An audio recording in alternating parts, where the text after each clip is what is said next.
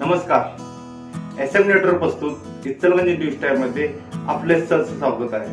मी सद्दाम मुल्ला. आपण पाहूया ठळक घडामोडी. जीवघेणा हल्ला करून गंभीर दुखापत केल्याचे गुन्ह्यातून दोघांची निर्दोष मुक्तता. ॲडव्होकेट लाजिम मुजावर व ॲडव्होकेट शाहनवाज राज पटेल. इचलकरंजी विक्रमनगर भागातील महिला फिर्यादी व त्यांचा पुतण्या समित संकपाळ हा त्यांचे घरासमोर उभे असताना नामदेव सपाटे व आकाश जांभळे हे एका विधी संघर्ष बालकासह त्या ठिकाणी येऊन त्यांनी समित याला आमच्याकडे रागानं का बघितलास या कारणावरून मारहाण व शिवीगाळ केली.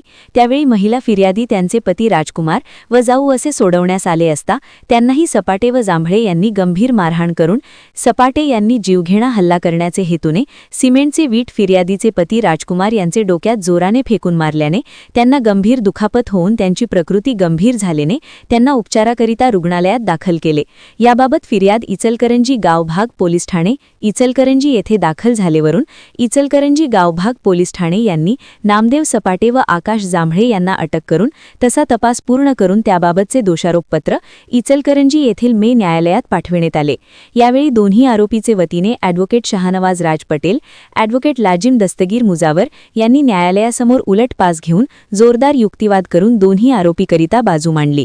कोर्टासमोरील पुरावा व खटल्यातील संदिग्धता तसेच संशयितांविरोधात ठोस पुरावा नसल्याने दोन संशयित आरोपीची न्यायालयाने सबळ पुराव्याअभावी निर्दोष मुक्तता केली आहे.